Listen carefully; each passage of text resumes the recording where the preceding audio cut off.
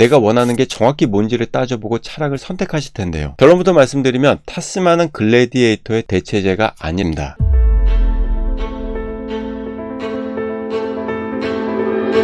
자, 얼마 전에 타스만이라는 차가 나왔습니다. 우리나라 차니까 당연히 좋을 거라고 생각해요. 옵션도 좋고. 그리고 이 타스만은 픽업 트럭입니다. 우리나라에는 기존의 픽업 트럭이라고 할 수 있었던 게 렉스턴 스포츠잖아요. 기존에는 국내에 이를 대체할 수 있는 차가 없었는데 이번 타스만의 등장으로 그 입지가 많이 좁아질 것도 같습니다. 아무튼 우리나라에 그간 픽업 트럭이 없었던 이유는 그만큼 수요가 별로 없어서였을 텐데 이번에 기아가 픽업 트럭을 출시한 것을 보면 우리나라에도 이쪽 시장이 많이 커진 것 같습니다. 근데 픽업 트럭 하면 그 원조이자 성지가 바로 미국이죠. 그리고 우리에겐 미국을 대표하는 브랜드 지프가 있고요. 또 거기서 나오는 글래디에이터라는 아주 막강하고 독특한 픽업 차량이 있습니다. 하지만 이 글래디에이터는 타스만보다는 가격이 좀 비싸다는 게 문제고요. 또 옵션적인 부분에서도 트림에 따라 어쩌면 타스만이 더 앞설 수도 있습니다. 하지만 그럼에도 자동차라는 것은 꼭 이런 요인으로만 타지는 않는데요. 왜냐하면 자동차는 단순히 이동수단으로서가 아니라 하나의 캐릭터를 얻게 되거나 특별한 능력을 얻는 그런 의미이기도 하거든요. 예컨대 팬시함이나 스피드를 즐기기 위해서 페라리를 타고 개성 있는 느낌을 얻기 위해서 미니를 타는 것처럼 각자가 차를 선택하는 기준은 모두가 다양합니다. 그래서 오늘은 글래디에이터라는 이 독특한 픽업 차량이 과연 여러분께 어떤 매력으로 어필될 수 있는지 한번 이야기해 볼 건데요. 그 전에 이 차가 픽업 트럭인 만큼 이 픽업 트럭이 어떻게 생겨나게 됐는지도 한번 이야기해 보겠습니다. 바로 시작하겠습니다.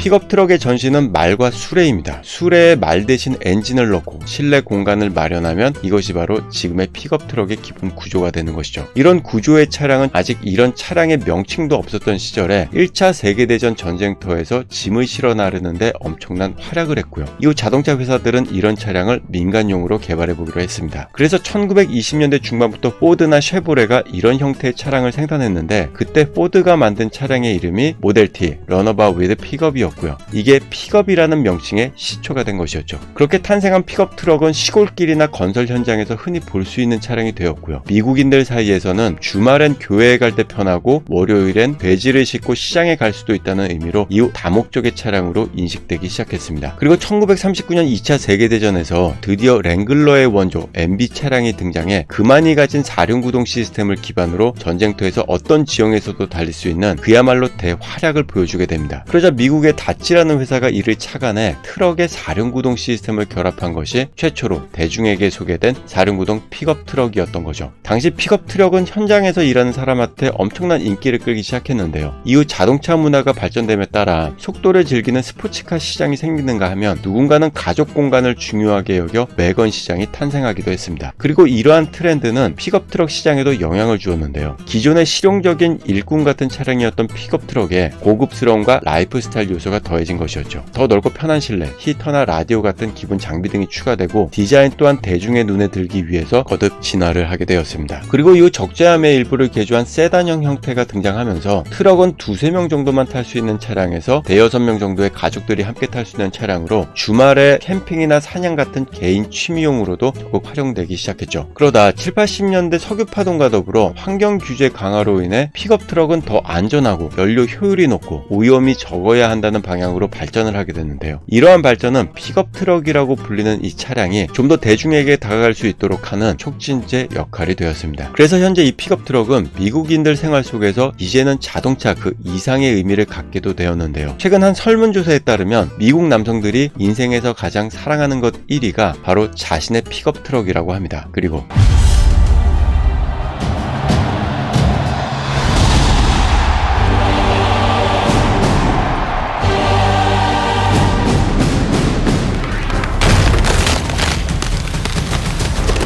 2018년 한 모터쇼에서 지프는 글래디에이터라는 픽업 트럭을 소개하는데요. 근데 사실 지프가 트럭을 만든 건 이번이 처음은 아닙니다. 1966년부터 이미 지프는 트럭을 생산한 적이 있는데요. 하지만 1987년 지프가 크라이슬러에 인수되면서 생산이 중단된 것이었죠. 왜냐하면 당시 크라이슬러는 이미 다치 픽업 트럭을 생산하고 있었기 때문에 내부 경쟁을 막기 위해서 지프는 트럭의 생산을 중단했던 것입니다. 그런데 그 사이 미국에서는 랭글러라는 차량이 독보적인 오프로드 성능과 그만이 가진 독특한 독특한 디자인을 앞세워 대체 불가한 차량으로 자리매김하게 되었고요. 앞서 말씀드렸듯이 픽업 트럭이 미국 가정에서 필수 차량이 된 만큼 지프는 이를 결합한 자신들의 픽업 트럭을 또다시 내놓기로 합니다. 그리고 그것이 바로 지금의 글래디에이터인 것이죠.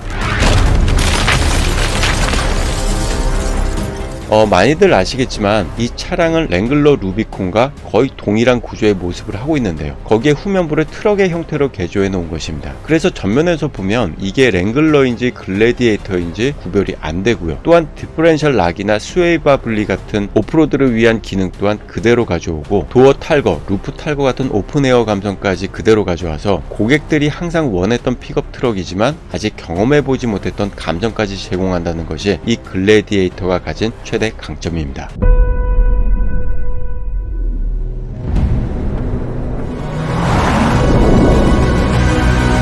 자, 그러면 타스만이라는 픽업이 현재 관심을 받고 있는 상황에서 글래디에이터라는 픽업은 과연 어떤 경쟁력을 가지고 있는지 한번 이야기해 보겠습니다. 우선 제 개인적인 의견부터 말씀드리면 둘 중 뭐 가질래 하면 저는 한치의 망설임 없이 글래디에이터입니다. 근데 문제는 글래디에이터의 가격이 더 비싸다는 것이겠죠. 그래서 보면 한국에 들어오는 글래디에이터는 옵션이 거의 풀로 적용이 되어 있고요. 가격은 8,510만원이지만 여기에 할인을 적용하면 약 7천만원 후반 정도가 됩니다. 그리고 타스만의 상위 등급에 이런저런 옵션을 더하면 대략 6천만원 정도가 되는데요. 이 기준으로 봤을 때 타스만과 글래디에이터의 가격 차이는 대략 2천만원 정도가 됩니다. 그러면 픽업 트럭을 고민하시는 분들은 우선 세부적인 옵션을 따져보고 내가 원하는 게 정확히 뭔지를 따져보고 차량을 선택하실 텐데요. 현재 유튜브에는 각 차량의 옵션이나 재원에 대해서 자세하게 설명한 영상들이 많기 때문에 제가 따로 이 부분을 반복하진 않겠습니다. 그런데 저는 지프의 영업사원이잖아요. 하지만 영업사원이기 이전에 자동차를 좋아하고 또 자동차가 하나의 캐릭터라고 생각하는 사람으로서 보면 솔직히 타스만보다는 글래디에이터를 무조건 선호하는 입장입니다. 그 이유는 저한테 픽업 트럭 살래 그러면 저는 트럭에 별로 관심이 없거든요. 근데 글래디에이터 살래 그러면 저한테는 트럭이 아닌 랭글러의 확장판 정도로 인식되기 때문입니다. 그래서 아주 간략하게 하지만 상당히 편파적으로 제 의견을 말씀드려 볼 건데요. 혹 제 의견이 여러분이 타스만이냐 글래디에이터냐라는 고민 사이에서 과연 2천만원이라는 이 가격 차이를 극복할 수 있는지 한번 생각해 보시는 것도 좋을 것 같습니다.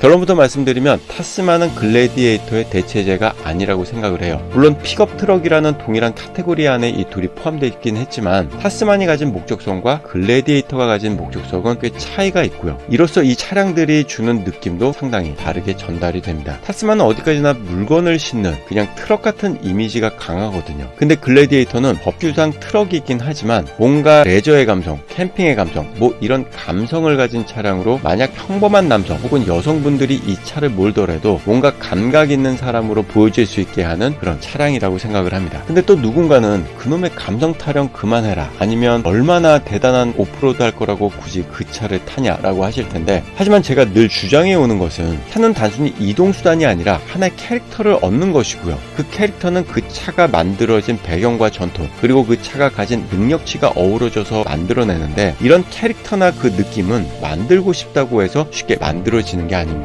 대중의 감각에 설득되고 받아들여져야 하는 것이거든요. 그래서 저는 자동차에서 감성, 느낌 이런 요소가 정말 중요한 요소라고 생각하고 있습니다. 우선 타스만을 보시면 얼핏 보면 디자인도 괜찮고 편의 장비도 풍부하고 결론적으로 괜찮은 차량 같아요. 하지만 저는 뭔가 조잡해 보인다는 느낌을 떨칠 수가 없습니다. 전체적인 차량의 비율을 봐도 그런데 특히 차량에 덕지덕지 붙인 이 플라스틱 파츠들이 나름 멋을 부린다고는 부렸는데 딱히 세련된 느낌으로 다가오진 않습니다. 반면 글래디에이터는 단순히 트럭이라고 하기엔 랭글러와 그 모습이 매우 흡사하죠. 그리고 이런 랭글러의 디자인은 누구나 인정할 수밖에 없는 독특하고 독보적인, 그래서 이 차만이 가진 특유의 감성을 제공하고 있습니다. 그래서 이 차를 보면 이게 트럭이라는 이미지보다는 랭글러의 확장판 정도로 인식하게 되는 것이죠. 그리고 타스만의 설계 구조를 보면 오프로드보다는 짐을 짐을 싣는데 더 큰 비중을 두고 있습니다. 그 대표적인 예가 서스펜션인데요. 타스만의 후륜 서스펜션은 판스프링이라고 해서 리프 스프링 방식입니다. 이 같은 방식은 하중 지지에 강한 구조라서 우리나라 1톤 트럭에 사용하는 방식인데요. 이런 서스펜션은 적재 능력에는 훨씬 유리하고 가격도 저렴하지만 오프로드에서는 상대적으로 불리한 구조입니다. 그 이유는 리프 스프링은 구조적으로 상하 직선 움직임만 허용하기 때문에 험지를 지날 때 이 리프는 차체를 통째로 흔들거나 충격을 제대로 흡수하지 못한다는 단점이 있기 때문입니다. 반면 글래디에이터는 코일 스프링 방식이라서 오프로드에서 유연하게 반응할 수 있다는 장점이 있는데요. 대신 비교적 적재 하중을 견디기에는 불리한 요소가 되기도 하죠. 그래서 테일게이트를 보시면 타스만은 적재 무게가 700kg, 글래디에이터는 300kg라고 표기가 되어 있는데요. 이게 글래디에이터가 힘이 더 좋은 차량임에도 불구하고 이 차가 오프로드 상황에서 하중에 따른 서스펜션 반응, 차량의 무게중심, 핸들의 영향 등을 고려해서 오프로드에서 차량의 밸런스가 무너질 것을 방지하기 위해 의도적으로 보수적인 적재 용량을 설정한 것입니다. 하지만 그럼에도 실제 글래디에이터는 725kg 무게의 적재가 가능하다고 하죠. 또한 글래디에이터는 스웨이바 분리 기능이 있는데요. 양쪽 바퀴의 높이차가 차량의 서스펜션 가동 범위를 넘었을 때 일시적으로 차축을 분리해서 바퀴의 지면 접지를 늘리는 기능입니다. 그래서 이러한 요소들만 봐도 이 두 차량이 같은 트럭 카테고리를 공유하지만 그 목적성이 조금씩 다르다는 것을 알 수가 있죠. 그리고 차량의 전반적인 균형감에 있어서도 글래디에이터가 훨씬 우월하다고 생각하는데요. 이 두 차량의 전체적인 크기는 거의 동일하지만 앞바퀴와 뒷바퀴의 거리를 뜻하는 축거는 글래디에이터가 더 길고요. 바퀴 또한 타스만보다 외경이 6.5cm가 더 크고 두께는 2cm가 더 두꺼워서 보다 우람하고 안정된 자세를 보이고 있습니다. 제가 글래디에이터는 물론 타스만도 실제로 운전을 해봤는데요. 아쉽게도 오프로드까지 가보진 못했지만 일상 주행에서 느끼기에는 글래디에이터가 승차감, 힘있게 치고 나가는 느낌, 주행 질감 등에 있어서는 확실히 더 좋았고요. 만약 오프로드 주행을 한다고 했을 때는 짐차의 특성을 더 많이 가진 타스만보다는 오프로드에 주력된 설계를 가진 글래디에이터가 모든 면에서 훨씬 앞설 거라고 생각을 합니다.